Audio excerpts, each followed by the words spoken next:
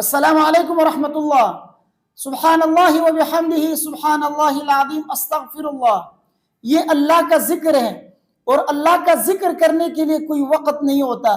آپ کسی بھی وقت اللہ کا ذکر کر سکتے ہو، دن کو، رات کو، تہجد کے وقت، صبح نماز کے بعد، نماز سے پہلے، آپ کسی بھی وقت اللہ کا ذکر کر سکتے ہو۔ اللہ کے ذکر کے لیے کوئی ٹائم نہیں ہے، کوئی وقت نہیں ہے اس کے لیے۔ آپ جب بھی آپ کو موقع ملے آپ اللہ کا ذکر کر سکتے ہو۔ یہ جو علماء آپ کو یوٹیوب کے اندر یہ بتاتے ہیں کہ سبحان اللہ و بحمدہ سبحان اللہ العظیم استغفر اللہ، یہ صرف اور صرف طلوع فجر اور فجر کی نماز کے درمیان پڑھی جاتی ہے، یا سنت اور فرض کے درمیان پڑھی جاتی ہے، دوسرا وقت یہ نہیں پڑھا جاتا۔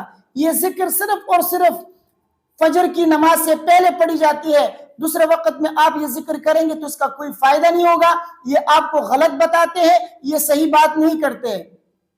ذکر کرنے کا کوئی خاص وقت نہیں ہے، آپ کسی بھی وقت اللہ کا ذکر کر سکتے ہیں۔ یہ ایک بھائی نے یہ سوال کیا ہے، آج کی ویڈیو میں میں آپ کو اس سوال کا جواب دوں گا، غور سے سنیے گا۔ بہت سے ساتھی ایسے ہیں جو اس طرح کے سوالات کرتے ہیں کہ یہ تو اللہ کا ذکر ہے اور اللہ کے ذکر کرنے کا کوئی خاص وقت نہیں ہوتا، کوئی ٹائم نہیں ہے۔ اللہ نے فرمایا یا ایھا الذین آمنوا اذکروا اللہ ذکرا کثیرا۔ اللہ تبارک و تعالیٰ نے کوئی ٹائم نہیں بتایا کہ اس وقت ذکر کرو، اس وقت مت کرو، اس وقت ذکر کرنے کا فائدہ ہے، اس وقت ذکر کرنے کا کوئی فائدہ نہیں ہے۔ تو ذکر کرنے کا کوئی وقت نہیں ہے، اس لیے آپ خواہ مخواہ ذکر کرنے کے لیے کوئی وقت کیوں اپنی طرف سے متعین کرتے ہیں؟ یہ ایک بھائی نے سوال کیا ہے، اور اس طرح کے سوالات بہت سے بھائیوں کے ذہنوں میں آتا ہے، تو میں نے سوچا کہ آج کی ویڈیو میں اس بھائی کے سوال کا، اور اسی طرح جو دوسرے ساتھیوں کے ذہن میں اس طرح کے سوالات ہیں تو اس کے سوالات کا میں جواب دے دوں۔ انشاءاللہ آپ غور سے سنیں گے، آپ میری بات سمجھ جائیں گے کہ اس طرح کے سوالوں کا کیا جواب ہے۔ دیکھیے، یہ بات تو میں آپ کی تسلیم کرتا ہوں کہ یہ اللہ کا ذکر ہے، اور اللہ کے ذکر کے لیے کوئی خاص وقت نہیں ہے، آپ کسی بھی وقت جو ہے اللہ کا ذکر کر سکتے ہیں۔ جب بھی آپ اللہ کا ذکر کریں گے اس سے آپ کو فائدہ ہوگا، نقصان کوئی نہیں ہے، فائدہ ہی فائدہ ہے۔ کسی بھی وقت آپ اللہ کا ذکر آپ کر سکتے ہیں، یہ بات آپ کی مانتا ہوں میں۔ لیکن ایک بات میرے آپ ذہن میں بتائیے کہ ذکر جو انسان کرتا ہے نا، تو وہ دو مقصد کے لیے کرتا ہے، یا تو آخرت میں ثواب حاصل کرنے کے لیے وہ ذکر کرے گا، اور یا تو دنیا میں کسی مقصد کے حصول کے لیے وہ ذکر کرتا ہے۔ اگر آخرت کے ثواب کے لیے وہ ذکر کرتا ہے تو اس کے لیے کوئی ٹائم نہیں ہے، آپ جب بھی چاہیں آپ اللہ کا ذکر کر سکتے ہیں، دن ہو یا رات ہو، کوئی قید نہیں ہے، نماز سے پہلے ہو یا نماز کے بعد ہو، آپ کسی بھی وقت ذکر کر سکتے ہیں، کوئی ممانعت نہیں ہے۔ آپ کے لیے فائدہ ہی فائدہ ہے، اس میں آخرت میں آپ کو ثواب ملے گا۔ لیکن اگر آپ دنیاوی مقاصد حاصل کرنے کے لیے، کوئی آپ کا خاص مقصد ہے، اس خاص مقصد کے حصول کے لیے اگر آپ کوئی ذکر کرنا چاہتے ہیں تو پھر اس کے لیے آپ کو تعداد کا بھی لحاظ کرنا پڑے گا، وقت کا بھی لحاظ کرنا پڑے گا۔ بزرگوں نے جو وقت بتایا ہے، اس کے لیے جو شرائط بتائے ہیں، اس کے لیے جو تعداد متعین کیا ہے، تو پھر ان چیزوں کا لحاظ کر کے آپ کو پڑھنا پڑے گا، تب آپ کو فائدہ ہوگا، ورنہ آپ کو کوئی فائدہ نہیں ہوگا اس ذکر سے۔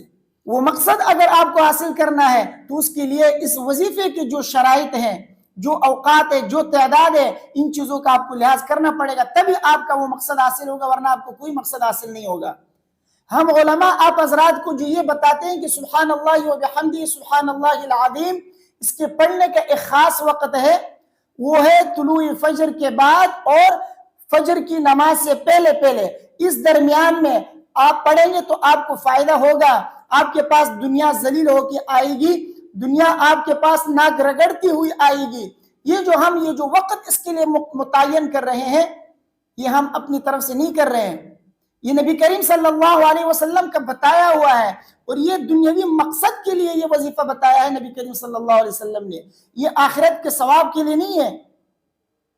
دیکھیے، آپ حدیث کو ذرا پڑھیے، آپ کو سمجھ میں آئے گا کہ نبی کریم صلی اللہ علیہ وسلم نے یہ جو وظیفہ بتایا ہے، یہ جو ذکر بتایا ہے، یہ کس لیے بتایا ہے۔ صحابی آئے، واقعہ آپ کو بتاتا ہوں، غور سے سنیے۔ صحابی نبی کریم صلی اللہ علیہ وسلم کے پاس آئے اور ان سے شکایت کی، تولت عنی الدنیا وقلت ذات یدی۔ نبی کریم صلی اللہ علیہ وسلم سے فرمایا، یہ حدیث احیاء العلوم کے اندر جلد نمبر 2 صفحہ نمبر 81 میں موجود ہے، آپ دیکھ سکتے ہیں۔ صحابی نے نبی کریم صلی اللہ علیہ وسلم سے فرمایا کہ دنیا نے مجھ سے رخ موڑ لیا ہے اور میرے پاس جو کچھ بچا ہوا تھا، جو کچھ میرے پاس جمع پونجی تھی وہ ختم ہو گئی، اب کیا کروں؟ تو نبی کریم صلی اللہ علیہ وسلم نے فرمایا أين أنت من صلاة الملائكة وتسبيح الخلائق وبها يرزقون، تم کہاں ہو، کس دنیا میں ہو؟ فرشتوں کی تسبیحات کیوں نہیں پڑھتے، مخلوق کی وہ دعا کیوں نہیں پڑھتے جس کی وجہ سے اللہ تبارک و تعالی مخلوق کو رزق دیتے ہیں؟ وہ تسبیح کیوں نہیں پڑھتے وہ فرشتوں کی؟ وہ تسبیح پڑھو، انشاءاللہ آپ کے پاس رزق بھی آئے گا، دنیا بھی آپ کے پاس ذلیل ہو کے آئے گی۔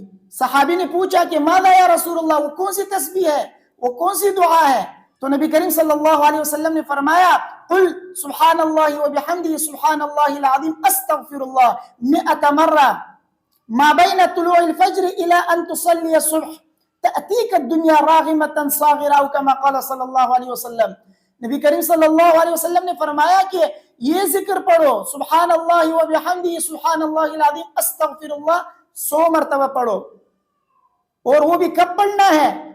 دوسرے اوقات میں نہیں، ایک مخصوص وقت میں پڑھنا ہے آپ کو یہ تسبیح۔ کس وقت؟ کہ طلوع فجر اور فجر کی فرض نماز کے درمیان، یعنی اسی درمیان آپ کو یہ تسبیح پڑھنی ہے، وہ بھی 100 مرتبہ۔ تو دیکھیے نبی کریم صلی اللہ علیہ وسلم نے 2 چیزوں کی اس میں تعین کی ہے، ایک عدد تعداد بتایا کہ آپ کو 100 مرتبہ پڑھنی ہے یہ تسبیح، اور دوسری کیا فرمایا نبی کریم صلی اللہ علیہ وسلم نے کہ وقت کی تعین کی کہ اس وقت آپ کو پڑھنا ہے، طلوع فجر اور فجر کی فرض نماز کے درمیان یہ تسبیح آپ کو پڑھنی ہے، تبھی آپ کو یہ فائدہ ہوگا کہ دنیا کے پاس رسوا ہو کے ناک رگڑتی ہوئی آئے گی، تبھی آپ کے پاس دنیا آئے گی، آپ دولت مند ہوگے اور اللہ تبارک و تعالیٰ آپ کے رزق میں کثرت فرمائیں گے، آپ کو کثرت سے اللہ تبارک و تعالیٰ رزق عطا فرمائیں گے۔ کب؟ جب آپ 100 مرتبہ پڑھیں اور اس وقت میں پڑھیں جس وقت میں نے بتایا آپ کو۔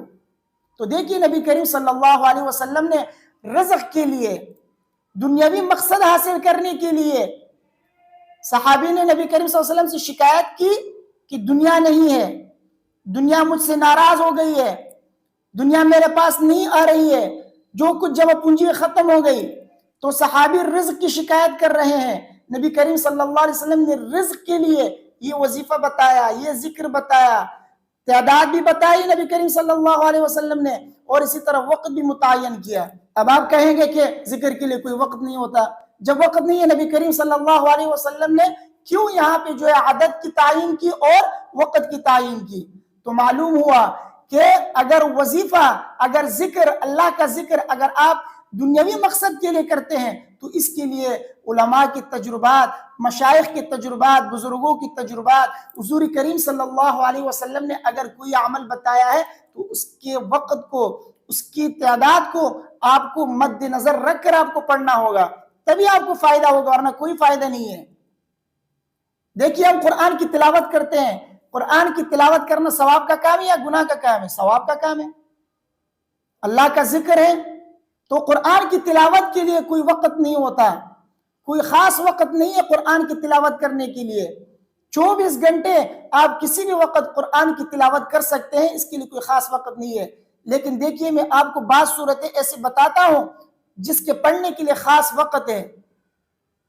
دیکھیے مشکات شریف جلد نمبر 1 صفحہ نمبر 668 کے اندر ایک حدیث ہے، حضرت عبداللہ بن مسعود رضی اللہ تعالی عنہ فرماتے ہیں قال رسول اللہ صلی اللہ علیہ وسلم من قرأ سورة الواقعة في كل ليلة لم تصبه فاقة ابدا او كما قال صلی اللہ علیہ وسلم۔ اس حدیث کے اندر حضرت عبداللہ بن مسعود رضی اللہ تعالی عنہ فرماتے ہیں کہ نبی کریم صلی اللہ علیہ وسلم نے فرمایا کہ جو شخص سورہ واقعہ ہر رات پڑھتا ہے وہ کبھی جو ہے فاقے کا شکار نہیں ہوگا۔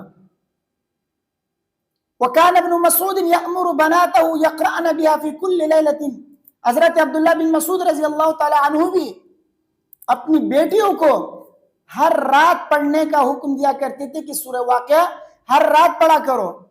نبی کریم صلی اللہ علیہ وسلم فرما رہے کہ جو شخص ہر رات کو سورہ واقعہ پڑھے گا کبھی اس پر فاقہ نہیں آئے گا۔ اور حضرت عبداللہ بن مسعود رضی اللہ تعالی عنہ بھی اپنی بیٹیوں کو ہر رات پڑھنے کا حکم دے رہے ہیں، نبی کریم صلی اللہ علیہ وسلم بھی رات کو پڑھنے کا حکم دے رہے ہیں، اور اسی طرح حضرت عبداللہ بن مسعود رضی اللہ تعالیٰ عنہ بھی رات کے پڑھنے کا کہہ رہے ہیں۔ حالانکہ قرآن کی تلاوت تو کسی بھی وقت آپ کر سکتے ہیں، لیکن دیکھیے یہاں پہ مقصد کیا ہے، دنیاوی مقصد حاصل کرنا ہے، رزق حاصل کرنا ہے۔ تو آپ اگر کسی خاص مقصد کے لیے اگر آپ پڑھتے ہیں، اخروی ثواب حاصل کرنے کے لیے نہیں، تو اس کے لیے پھر کوئی خاص وقت ہوتا ہے۔ جیسا کہ اگر آپ قبر کے عذاب سے اپنے آپ کو بچانا چاہتے ہیں تو نبی کریم صلی اللہ علیہ وسلم نے فرمایا کہ سورہ ملک ہر رات کو پڑھا کرو۔ سورہ ملک جو شخص رات کو پڑھتا ہے، ہر رات سورہ ملک پڑھتا ہے، تو اللہ تبارک و تعالیٰ اسے قبر کے عذاب سے جو ہے بچاتے ہیں۔ تو دیکھیے بعض صورتیں ایسے ہیں جن کے لیے اوقات کا ذکر ہے، کیوں؟ اس لیے کہ خاص مقصد کو حاصل کرنا ہے اس میں۔ تو خلاصہ یہ ہے کہ بہت بات لمبی ہو جائے گی، تو خلاصہ یہ ہے کہ اگر دنیاوی مقصد حاصل کرنے کے لیے آپ اللہ کا ذکر کر رہے ہیں، اس کے لیے اگر بزرگان دین، علماء کرام، یا اسی طرح خود نبی کریم صلی اللہ علیہ وسلم نے کوئی وقت اگر بتایا ہے، کسی وقت کی تعیین کی ہے یا تعداد کی تعیین کی ہے، تو اس پہ آپ اعتراض نہ کریں کہ یہ تو اللہ کا ذکر ہے، اللہ کے ذکر کے لیے کوئی وقت نہیں ہوتا، تلاوت کے لیے کوئی وقت نہیں ہوتا۔ وقت ہوتا ہے، دنیاوی مقصد کو حاصل کرنے کے لیے علماء نے تجربات کیے ہیں، مشائخ نے اپنے تجربے سے وہ آپ کو بتایا ہے۔ تو اسی لیے جو تعداد علماء کرام آپ کو بتائے یا وظیفے کے لیے کوئی وقت آپ کو متعین کرے، تو ان چیزوں کا آپ لحاظ رکھیں، کیونکہ احادیث سے ثابت ہے۔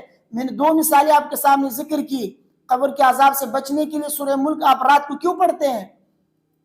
آپ رزق روزی کے لیے آپ رات کو سورہ واقعہ کیوں پڑھتے ہیں؟ نبی کریم صلی اللہ علیہ وسلم نے رات کے وقت پڑھنے کی جو تعین کیوں کی ہے؟ کیوں؟ اس لیے کہ دنیاوی مقصد حاصل کرنے کے لیے، کسی خاص مقصد کے لیے، ثواب کے لیے نہیں ہے۔ ثواب تو ویسے بھی آپ کو مل جائے گا، اسی ضمن میں آپ کو ثواب اللہ تبارک و تعالیٰ عطا فرمائیں گے۔ تو میرا مقصد یہ ہے کہ دنیاوی مقصد کے لیے کوئی بھی آپ کا مقصد ہو، اخروی ثواب نہ ہو، تو پھر اس کے لیے اگر علماء نے، اگر جو ہے مشائخ نے کوئی آپ کو تعداد بتایا ہے یا کوئی وقت متعین کیا ہے، تو اس پہ اعتراض نہ کیا کرے۔ جو وقت انہوں نے بتایا ہے اس فضیلت کے حاصل کرنے کے لیے ان چیزوں کا آپ رعایت کریں، ان چیزوں کی رعایت کریں گے، ان کو مد نظر رکھ کر اگر آپ پڑھیں گے تو وہ فائدہ آپ کو ملے گا، وہ فضیلت آپ کو حاصل ہوگی، ورنہ نہیں ہوگی۔ اس لیے خواہ مخواہ کے اعتراضات سے بچا کریں۔ علماء کرام آپ کا کوئی دشمن نہیں ہے، آپ کو غلط گائیڈ نہیں کرتے ہیں۔ ہم آپ کو جو مسئلہ بتاتے ہیں، غلط مسئلہ انشاءاللہ آپ کو نہیں بتائیں گے، صحیح مسئلہ ہم آپ کو بتاتے ہیں، تحقیق کرتے ہیں، اس مسئلے کو اچھی طرح دیکھتے ہیں تاکہ کہیں غلط بات ہم آپ سے نہ کریں۔ اس لیے خواہ مخواہ کے اعتراضات سے بچا کریں۔ کوئی سوال اگر آپ سمجھنے کی نیت سے اگر آپ کر رہے ہیں تو انشاءاللہ اس کو جواب ہم آپ کو صحیح دے دیں گے، لیکن خواہ مخواہ کے اعتراضات کر کے، خواہ مخواہ جو ہے سوالات کر کے اگر آپ کا مقصد دوسروں کی دل آزاری ہے تو یہ اچھی بات نہیں ہے۔ انشاءاللہ علماء کی باتوں پہ آپ عمل کریں گے تو آپ کو صحیح راستہ ملے گا۔ اگر آپ جو علماء کے اوپر خواہ مخواہ کے اعتراضات کریں گے تو پھر جو ہے آپ کو صحیح راستہ نہیں ملے گا۔ مجھے امید ہے میری باتیں آپ کے سمجھ میں آ گئی ہوں گی۔ ویڈیو کو اپنے دوستوں کے ساتھ لازمی شیئر کیجئے تاکہ جن لوگوں کے ذہنوں میں اس طرح کے سوالات ہیں ان کے سوالوں کا جواب ان کو مل سکے۔ السلام علیکم ورحمۃ اللہ۔